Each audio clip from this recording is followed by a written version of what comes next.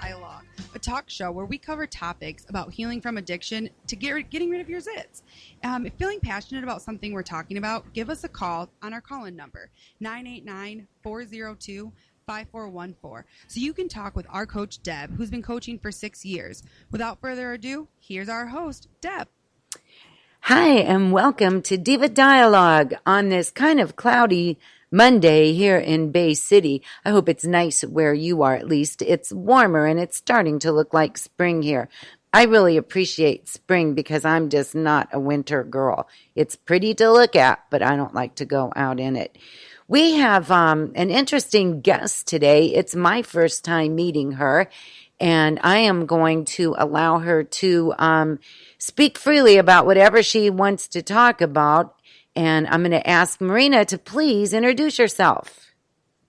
Hi, Deb. I agree with you. I hate the winter.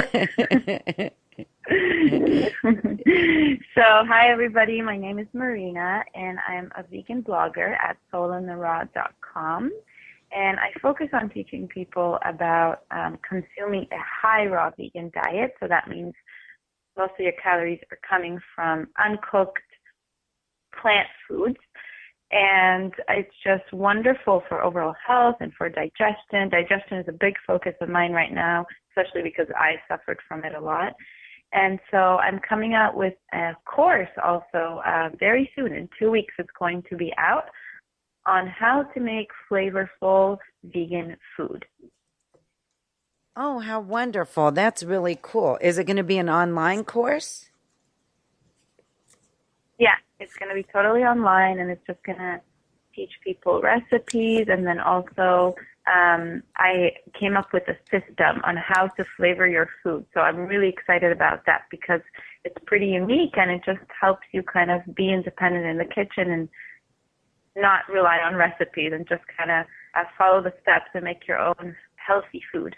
Oh, perfect. That's wonderful. We'll have to find out how to get enrolled in that before we end our conversation today. Hey, so tell me again the name of your blog, please. It's Soul in the Raw. S-O-U-L. I love it. S-O-U-L. That is such a cool name. You know, it's funny because when I was young, I was real into raw foods. And I always wanted to have a restaurant called Eat It Raw. Oh, that's cute. I like that. But obviously I never did. So how did you get involved in being a vegan and eating mostly raw? I heard you say something about your digestive health. Yeah, so actually the person that really inspired me was my mom and her story of healing severe inflammatory disease that she had in her bladder. And the only thing that helped her heal was raw food and water fasting. So that actually just gave me the idea that food is healing. I never thought about it before, and I think a lot of people don't really realize that, right? They think, oh, food is whatever, it just tastes good.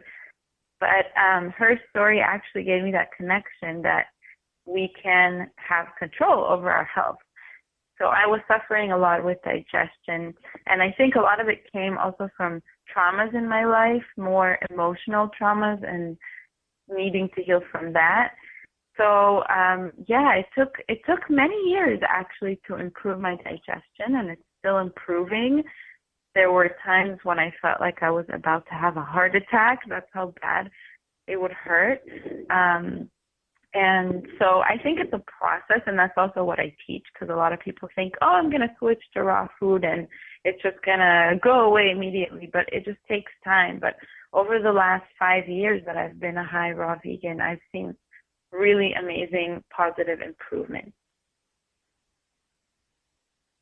That's good. So name some of the improvements. I'm sure that it's not only in your digestive system. Yeah, definitely. So I think the biggest thing emotionally is that I feel a lot more connected to myself. I feel happier. I feel energetic. I get excited to get up in the morning, and I think I feel more in tune with myself because my journey was kind of more on the emotional trauma side that I wanted to heal. And physically, I feel really clear-headed.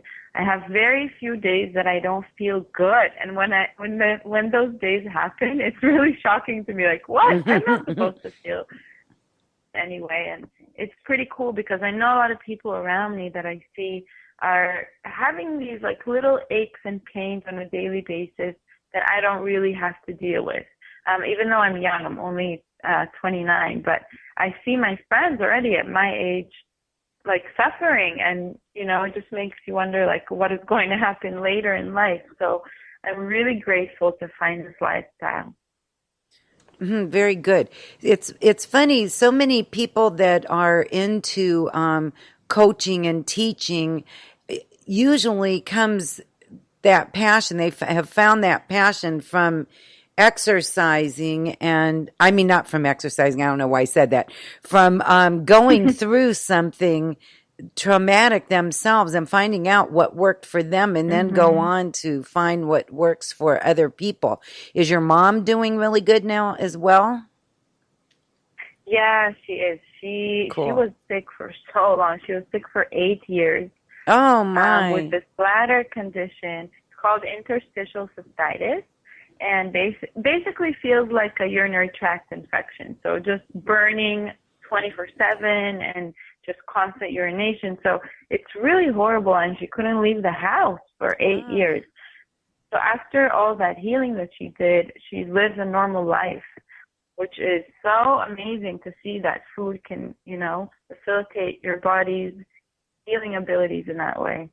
Right, and food is medicine. That's absolutely correct. You know Dr. Andrew Weil, I'm sure.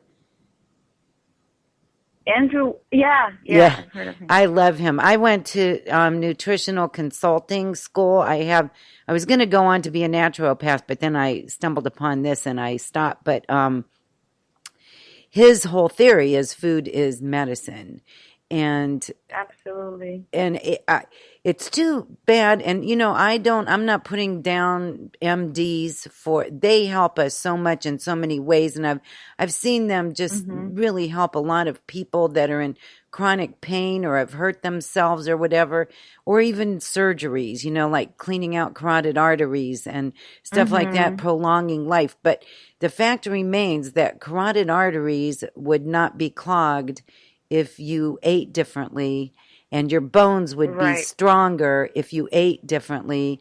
And it's preventative. Eating properly is preventative. Would you agree with that? Yeah, I would. And, even further than that, I'm really like a research-centered kind of girl. And I love, I don't know if you've heard of Dr. Michael Greger on nutritionfacts.org. He talks about the research on nutrition, and he talks about the power of it. Just like people talk about the new drug that's coming out, we never hear about, the benefit of whatever, asparagus or broccoli. Right. And this research is happening all the time. And the really cool thing is not only, like you mentioned, which I totally agree with, the preventative side, which is huge. There's even the reversal. So the vegan diet was found as the only diet to reverse heart disease, which is America's leading killer. So it's unbelievably powerful. Wow. And so why do you think that is? Why do you think the vegan diet can actually reverse heart disease? Right. Wow. It has been found to reverse heart disease. Yeah, and he talks a lot about that. I think it's because it's a very clean diet. I hate being negative about it, but it's more of what you're taking out of your diet even though fruits and vegetables are so healing, and all of the nutrients in them, the phytochemicals, which are like antioxidants, for example, we just started discovering all of them. There are thousands. So the research about that is just beginning. But aside from that, so the China study, which is one of the widest nutrition studies in history, the largest, found that animal protein causes cancer. So that was not only cancer, heart disease and diabetes and all of these different diseases. So that was the biggest link. And it's not even the cholesterol and the fat like a lot of people believe. Right. It's the animal protein itself. And so taking that out is extremely powerful. Right. And is it because of the animals, the way that they're being raised now? That China study is really scary too, I might add. But is it because of the chemicals that they're being fed now, or was it always bad for us? So that's a great question, because definitely the move to organic is a better move for sure, because there are all these antibiotics and chemicals like you mentioned. But it's not only that. So the China study was looking at rural China. So just looking at animal protein itself, not even looking at the different chemicals, and the amino acids that make up animals, basically, and it found a link there. So it doesn't matter if you're getting organic, there's still a scientifically researched link between any animal protein that we consume and these diseases. So it doesn't really make any difference what kind of animal protein we're eating. We should either limit the amount, or not eat it at all, really, huh? Yeah, absolutely. Limit as much as you can. And I found personally, I was a total cheese addict. So if anyone feels the same way, I'm with you. And actually, he talks a lot about casein, which is the protein in dairy. What were you going to say something? Sorry. No, keep going. Oh, okay. So being a cheese addict, I found that it took me a long time to get out of my diet, even when I really wanted to. But even if I would have a little bit, which for a while I would just have a little bit, like once a month, was my craving would just kick in. It really kept triggering having more and more. And then they found that the makeup of cheese and dairy is such that it is super addicting, and it has properties of heroin. It's that bad. So if anyone is addicted to it, it makes total sense.